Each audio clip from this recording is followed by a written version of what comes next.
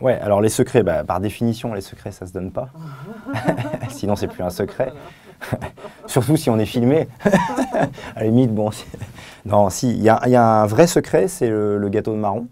Ça, c'est ce qui me sert à animer en tout cas à détendre et à mettre une ambiance conviviale dans la séance de créativité. Non, mais on l'a abordé tout à l'heure, en fait, en réfléchissant avant de venir pour cette rencontre, si je devais résumer ce que c'est pour moi la créativité et qu'est-ce qui fait que ça peut prendre ou que ça peut marcher, c'est une question de posture mentale des individus.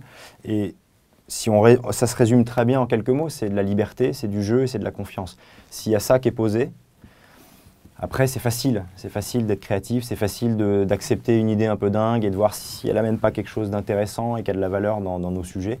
Mais pour ça, il faut avoir posé un cadre de confiance, de liberté d'expression complète, ce qui n'est pas facile.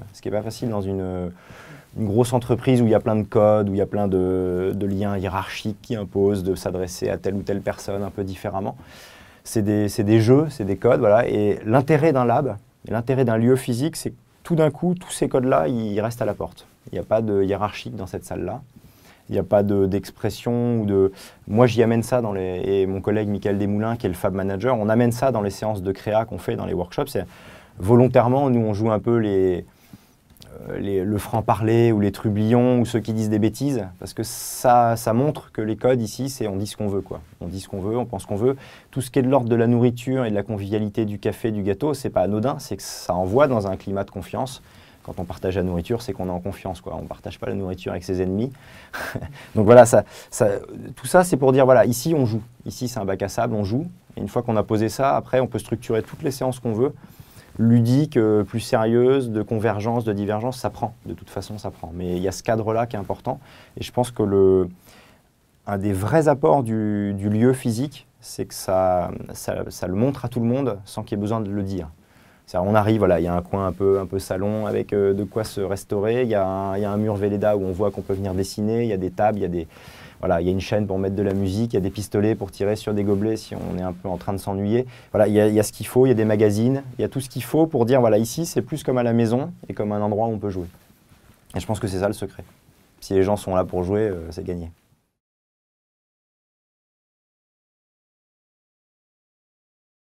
Quels apports? Je pense on apporte de fait, de manière factuelle, des idées et des concepts et des sujets d'innovation à Renault, qu'on met dans les tuyaux habituels de l'entreprise, voilà, des idées de projets innovants. C'est un des apports. Je pense que c'est un gros piège, et ça rejoint ce que je disais tout à l'heure sur conception réglée, conception innovante. Le piège, ce serait d'être dans un mode d'évaluation à la conception réglée, c'est-à-dire tu as fait un appel à idées, tu as 100 idées qui sont tombées, tu les as triées, tu en as 2 qui sont bonnes, tu en as combien qui sont arrivés dans la rue sur un véhicule? 0. Ça ne sert à rien ton truc. Ça, c'est l'évaluation en QCD, conception réglée. Après, on peut se dire, on fait l'évaluation en mode conception innovante, et où l'ensemble de l'appel à idées, c'est le travail qu'on a essayé de faire, et on s'est fait à nouveau en s'appuyant sur les publications de l'école des mines, et qui avait travaillé sur ça, comment on trie des idées. Qu'est-ce qu'on fait de toutes ces idées qui tombent? Quelle est leur valeur? Et il y a 2 manières qui sont différentes de trier les idées. Il y a celle que je viens de décrire, c'est le mode filtre à café, quoi. J'ai mon entonnoir, je décris une moulinette qui permet de virer au fur et à mesure toutes les idées. Si on fait ça, à la fin, on a soit une super pépite qu'on a eu de la chance de voir tomber dans l'appel à idées. C'est rare. En général, la super pépite en question, quelle que soit la moulinette, c'est une pépite que les experts avec les métiers connaissent déjà, qui sont en train de travailler ou qu'ils ont rejeté pour des bonnes raisons de coût, de faisabilité ou autre chose. Donc c'est assez déceptif de trier les idées comme ça. Il y a une autre manière de trier les idées qui consiste à se dire, je prends l'ensemble des idées qui est tombée comme une opportunité pour revisiter ma manière de penser le sujet. Donc typiquement, on a fait un appel à idées sur les services. On s'est efforcé de définir qu'est-ce que c'est un service chez Renault.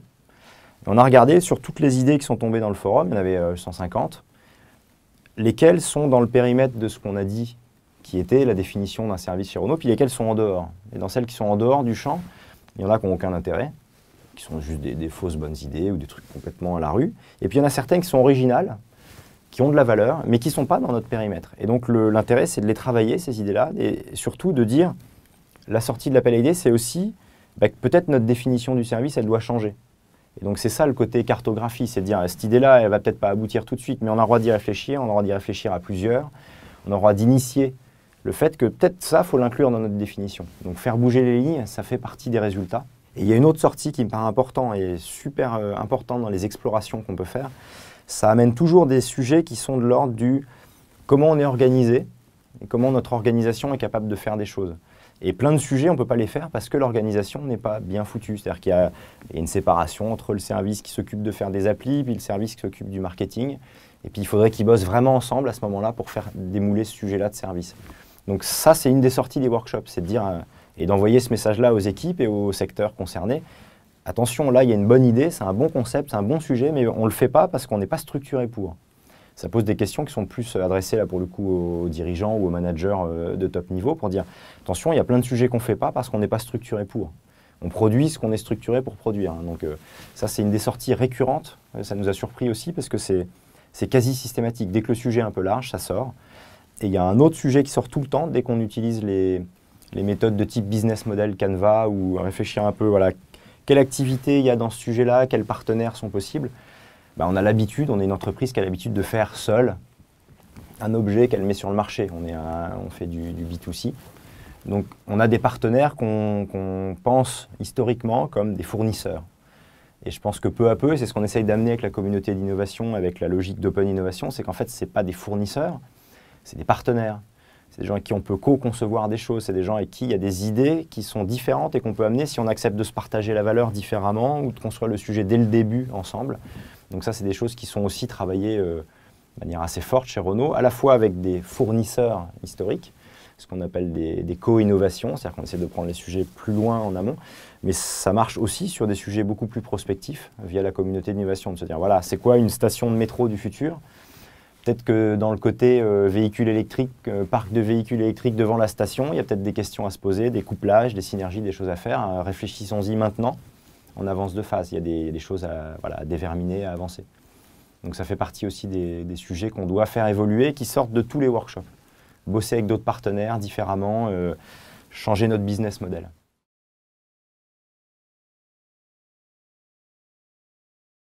Alors combien ça coûte? J'ai pas en tête, donc j'ai pas envie de vous dire de bêtises, le budget de l'équipe, de la petite équipe dont je vous ai parlé, qui est une équipe de à peu près de 8 personnes, 8-10 personnes, dont 4-5 sont vraiment veilleurs, prospective et puis innovation room. Il y a des thésards aussi qui travaillent avec nous, on essaie d'avoir toujours un peu une activité de fond, de recherche. On est 2 sur la partie lab, Creative People, booster la créativité interne, et puis on est 2 à être par morceau, plus notre hiérarchique, Dominique Levens, sur la partie communauté d'innovation, animation de cette espèce de communauté d'open innovation. Donc le budget de cette équipe-là, je ne l'ai pas en tête, donc je n'ai pas envie de vous dire de bêtises. Qu'est-ce que ça coûte de faire des workshops? Quasiment rien. Ça coûte le temps des collaborateurs qui vont y participer et le temps des animateurs. C'est un truc qui ne se compte pas dans les entreprises. On ne va pas facturer, nous on est en support, on ne va pas facturer notre temps d'animation. On ne l'a pas construit comme ça. On aurait pu concevoir notre unité comme une business unit avec son budget qui facture ses prestations. Ce n'est pas historiquement comme ça que ça s'est construit. Je pense que c'est plutôt dans la culture de Renault une bonne chose. Qu'est-ce que ça coûte le forum sur l'intranet? Rien. C'est des outils collaboratifs, ils sont déjà en place chez Renault. Il y a déjà un réseau social en place, donc mettre en place une communauté avec un forum, ça ne coûte pas grand-chose. Qu'est-ce que ça coûte un lab? Notre lab, ça coûte une salle qui servait à rien et qui maintenant sert à quelque chose. Donc ça, c'est plutôt quelque chose que ça rapporte. Et qu'est-ce que ça coûte de le mettre en place? Ça a coûté en gros 20-25 000 euros pour mettre en place la salle en mode très, on va dire, quick and dirty. C'est-à-dire que Michael et moi, on y a amené des meubles de chez nous, des PC, on est allé choper des trucs chez Ikea et au Casto. Et ça a coûté surtout le prix du grand mur Velleda, de 2 imprimantes 3D qui envoient le signal que là, on fait des petits prototypes rapides pour tester, pour se tester, pour faire des maquettes. Ça a coûté un peu de matos de montage vidéo numérique. Voilà, on essaie de mettre un espèce de pool de matériel de base. Ça va s'agrémenter, mais ça coûte de toute façon. Monter un Fab Lab interne, ça ne coûte pas très cher. Organiser des sessions de créativité, ça ne coûte pas très cher non plus. Je pense que ça apporte beaucoup en termes de changement culturel, en termes de connexion entre les gens, en termes de nouveaux sujets, de nouvelles idées, de pistes de projets, de pistes de sujets d'innovation, et que ça ne coûte pas grand-chose. À mon avis, à nouveau, il faut accepter de se mettre une manière d'évaluer ce que ça coûte et ce que ça rapporte qui soit adaptée. Si on évalue ce que ça rapporte à Renault en espèces sonnantes et trébuchantes dans les véhicules qui sont mis dans la rue, à rien.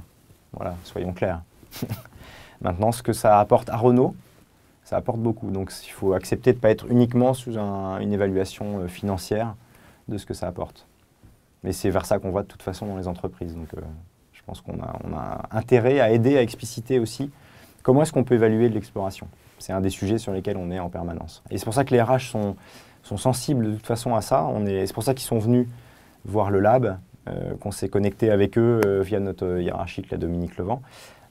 On est en train d'échanger avec les RH pour à la fois qu'eux puissent venir faire des workshops sur leur sujet RH, ça c'est une chose, mais par ailleurs pour qu'ils nous accompagnent et qu'ils soient support dans comment on fait en sorte que cette poche, cet espace d'exploration et de liberté qu'on crée, comment faire en sorte qu'il soit facile à essaimer, qu'il soit accepté, qu'il soit construit proprement aussi avec les RH pour pas que ça mette les managers ou les collaborateurs en tension. Donc ça c'est des sujets qu'on travaille, mais je pense que ça se fait assez facilement. On est dans une entreprise à nouveau, j'ai oublié de le préciser, on a deux choses qui étaient des vrais facilitateurs pour ça. Outre le fait qu'il y avait des choses déjà mises en place, en tout cas avant que moi et que le Fab Manager Mickaël Desmoulins arrive, il y avait déjà l'Innovation Room, il y avait déjà une culture de veille et de se plugger sur l'extérieur, il y avait déjà une communauté d'innovation. On avait déjà une espèce de fond culturel, on va dire, dans l'ingénierie et puis à l'innovation qui était assez ouvert sur l'extérieur. Et puis au moment où on est arrivé pour faire Creative People et notre forum intranet, c'était le moment où Renault s'équipait d'un réseau social. Donc ça, voilà, on n'a pas eu à se battre pour mettre en place un réseau social. Il y avait un réseau social qui commençait à se mettre en place, donc on a juste été des utilisateurs de ça. Et dans les facteurs de succès de ce genre de démarche, il y a aussi le fait qu'on est une entreprise avec une culture de collaboration réelle. C'est-à-dire qu'on est juste en train de réinventer ce que Renault pratiquait il y a 25 ans. C'est-à-dire, je passe voir un gars, ça s'appelle la perruque chez Renault, je passe voir un gars, je lui demande de me faire un truc, ça va lui prendre 3 heures, il ne me demande pas de sortir une ligne budget, un chèque et de lui payer le travail. Et il fait parce qu'on est dans la même boîte et qu'on est dans une entreprise collective, commune. Donc du coup, ça, c'est une vraie culture qui est chez Renault, qui est présente, qui facilite. Quand on sollicite les gens pour venir faire une demi-journée de workshop, ils ne sont pas en train de rechigner, de nous dire « bon, oui, mais attends, j'ai d'autres choses à faire, ça va coûter, ainsi de suite, il faut que je demande à mon chef ». Ils ne sont pas trop comme ça. On a un terrain qui est favorable.